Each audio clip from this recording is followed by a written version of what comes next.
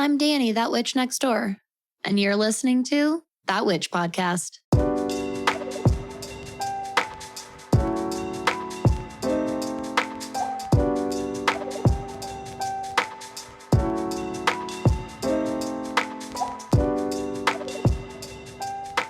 Well, hello, neighbor. Welcome to another episode of That Witch Podcast. I'm Danny, and I'm that witch next door. And I'm going to be your host and your guide. And you know what? We're going to change this up a little bit.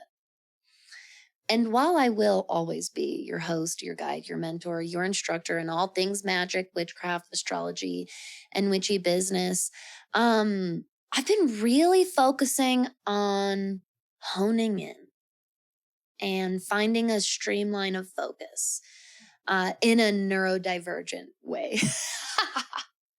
Being the ADHD or sensory challenged person that I am.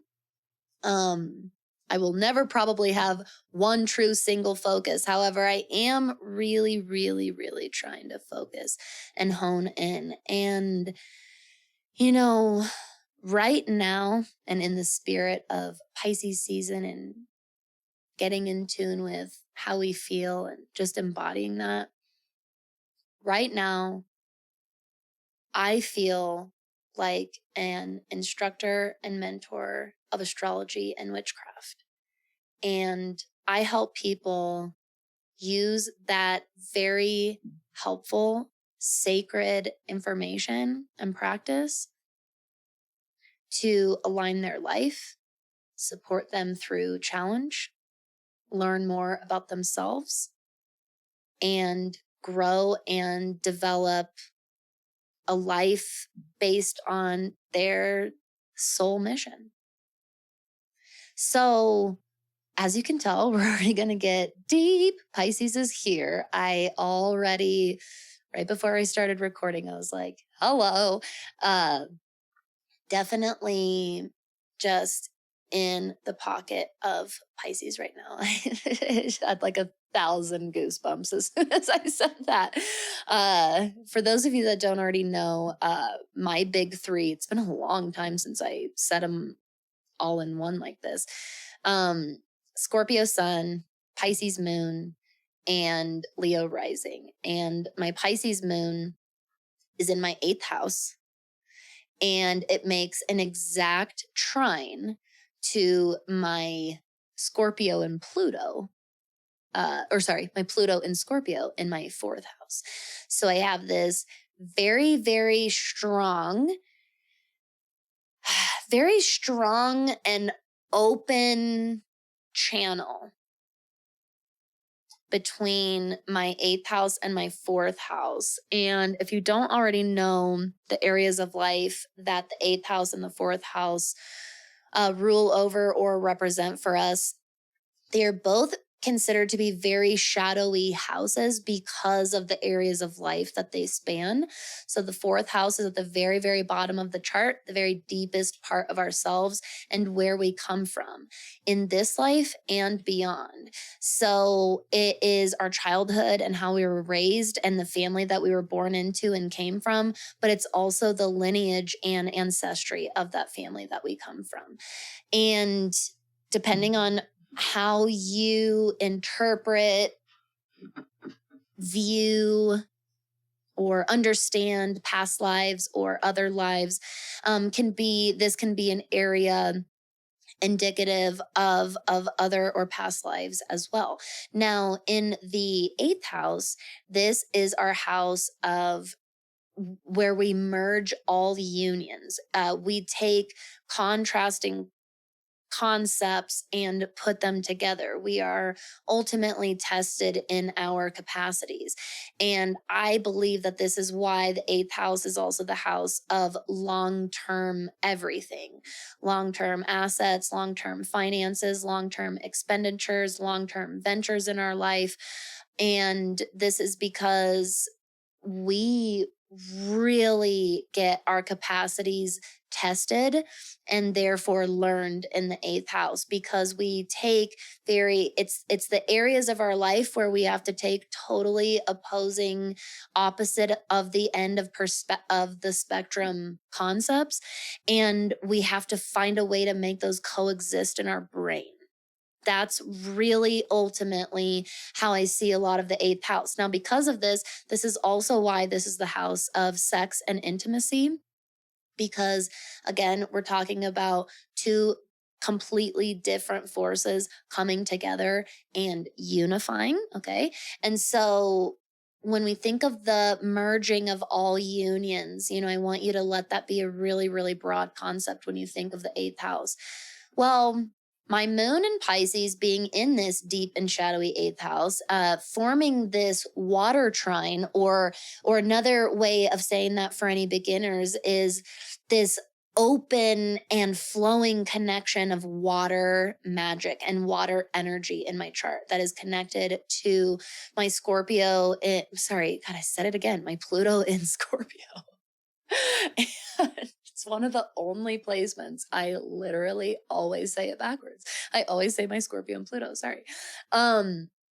Pluto is the original ruler of the eighth house. It's not the ruler of my eighth house, but it is the original ruler of the eighth house. And so it is an area that it frequents quite often and feels very, very comfortable in. So I do see and receive a lot of Plutonian themes, specifically in my eighth house, because of this connection to Pluto. And this is all also very much rooted, very anchored deeply into, well, my roots, where I come from, because my Pluto is in my fourth house. I am someone that, if you have these big, deep, watery placements or watery aspects like this, I would assume, I would bet, that's a better word, I would bet that you relate to this. When we talked about the Pisces card yesterday on the Moon Day episode, I felt that so hard, that part in the Numinous book where it said Pisces is that deepest of deep inner knowing. And it took me so long to be able to verbalize that, which makes a lot of sense, because Pisces is not a naturally verbal and vocal sign. It's a very somatic sign. It's a feeling sign. And it operates through the somatics that way, the somatic energy channel. And so I want you to, number one, I want you to take a moment before we really, really fully channel Pisces for this final pep talk. And I want you to put your hand over your heart with me. I promise I'm doing it with you right now. And I want you to remind yourself of some things really quickly. It's so important to do this year round, but Pisces season helps us remind too. If you feel called to and it's safe for you to close your eyes, go ahead and do so. That would be very effective right now. You are valid. You're not crazy. You are a person in tune with the spiritual realms, both within and without you. I know firsthand how challenging it can be to navigate these spiritual realms and areas of life in the modern world that we live in. Say what you want to say about ancient societies not knowing any better, but I think that there was a reason why we were so much closer to spirituality long before it became the goal to just explain everything away. Pisces teaches us that there is not always an explanation, and if there is, very often it can be totally beyond us, and it's still okay. I just wanted to remind you that you are a child of spirit, those gifts that you feel you have, those signs that you feel you sensed, you did. And you're valid. And it is your divine right to safely explore your spirituality in this life and beyond. And with that, let's channel this energy that is Pisces. That's not already totally and completely channeled. When I called this episode The Final Pep Talk,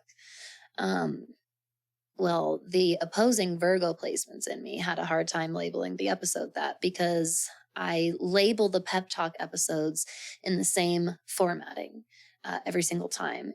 I'm not sure if you've noticed that before, but I always put the episode number, and then I say, like the what's one? Cancer, the Cancer pep talk. How we feel matters. And I always say, this is a pep talk, and here's a little tagline. And when I was writing the title for the episode, there was no other tagline. And I knew this. I knew it before I wrote the words down.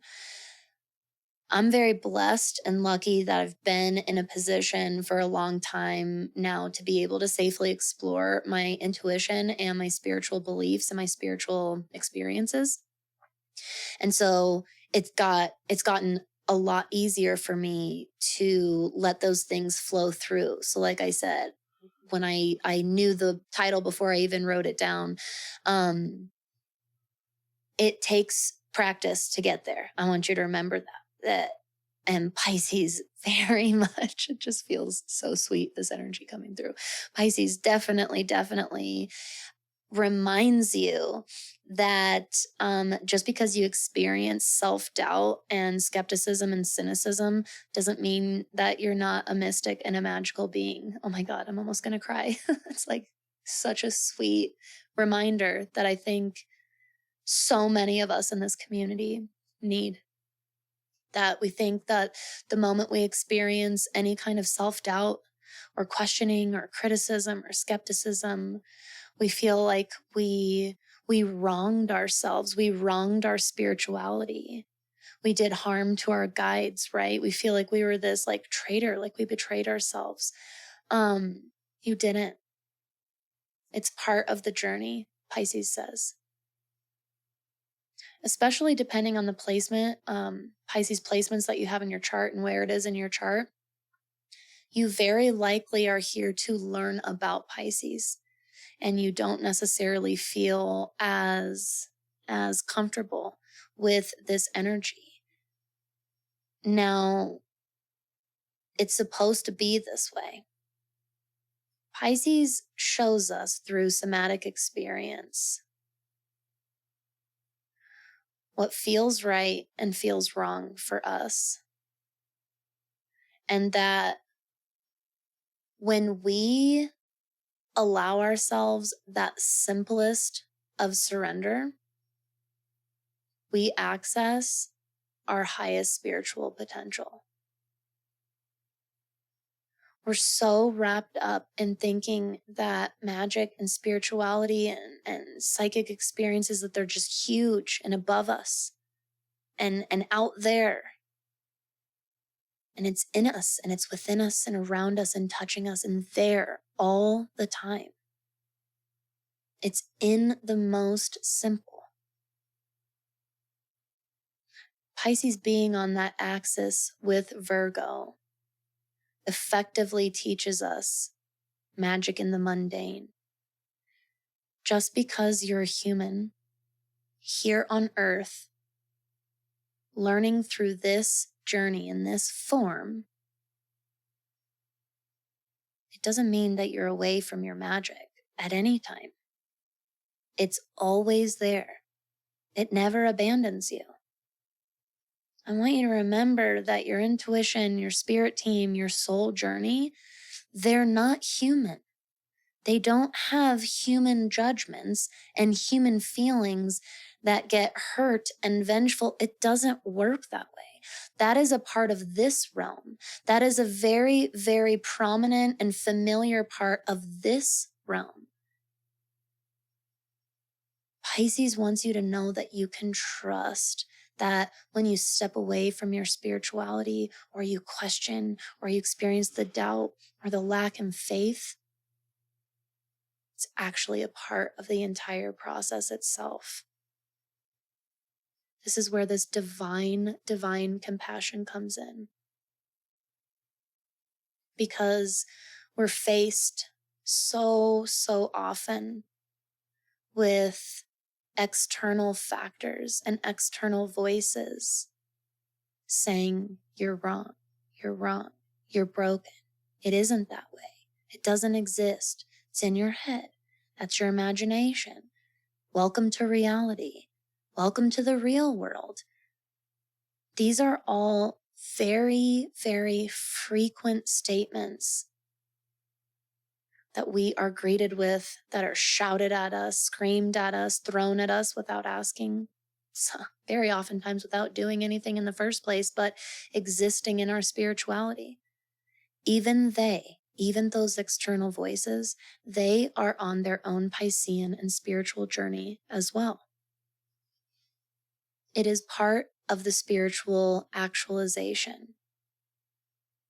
It is important that every being fully rejects it at one point or another, or maybe even multiple. Because that somatic transcendence, that full-bodied stepping into your beliefs, trust, universal surrender, that's the only way that it happens, is when we were away from it. We pushed it away. We questioned it. So throughout this Pisces season, I want you to be forgiving of yourself and forgiving of others, especially when it comes to doubt.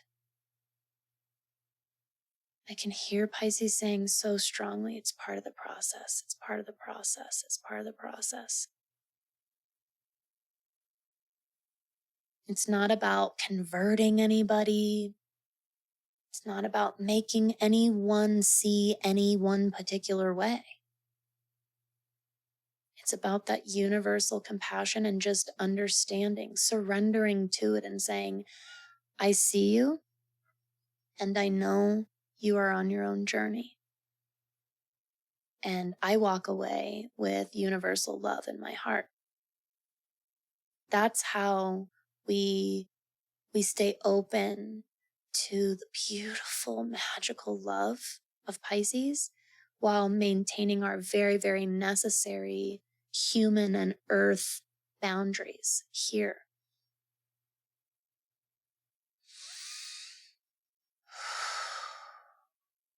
Breathe, feel, connect. It's that simple. It really can be that simple.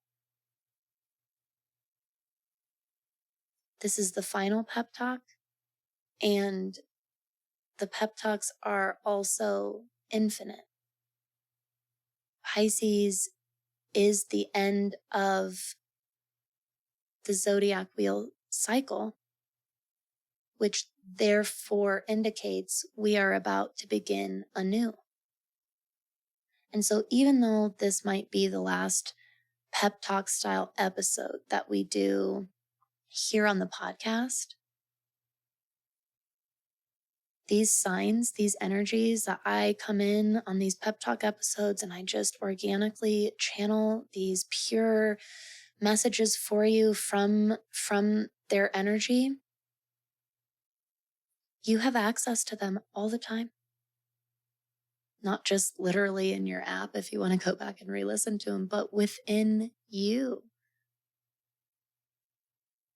Open up to Pisces and ask, what are you teaching me? What are you showing me? What is my Piscean experience during this Pisces cycle?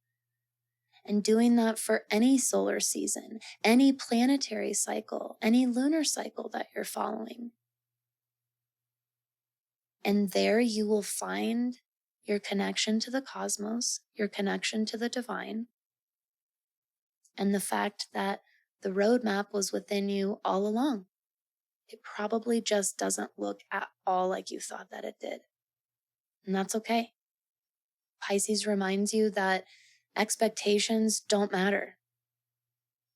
That full-bodied, deeper than soul of soul knowing within yourself, that's enough. It's enough.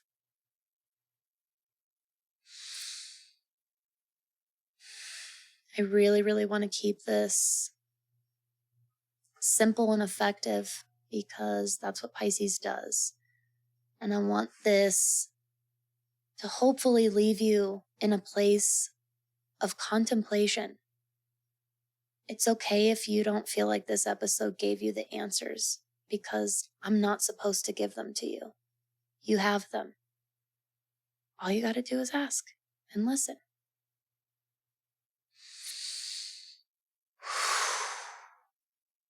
Breathe, connect, listen. Breathe, connect, listen.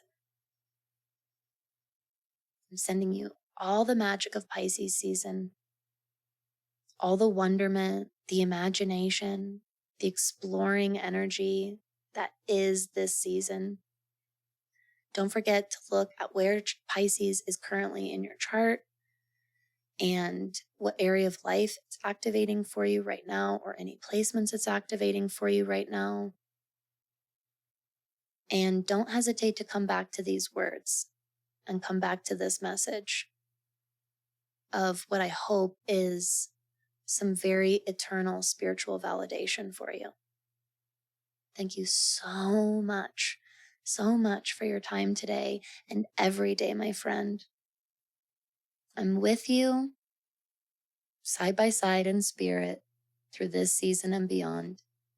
I can't wait to see all of you next week.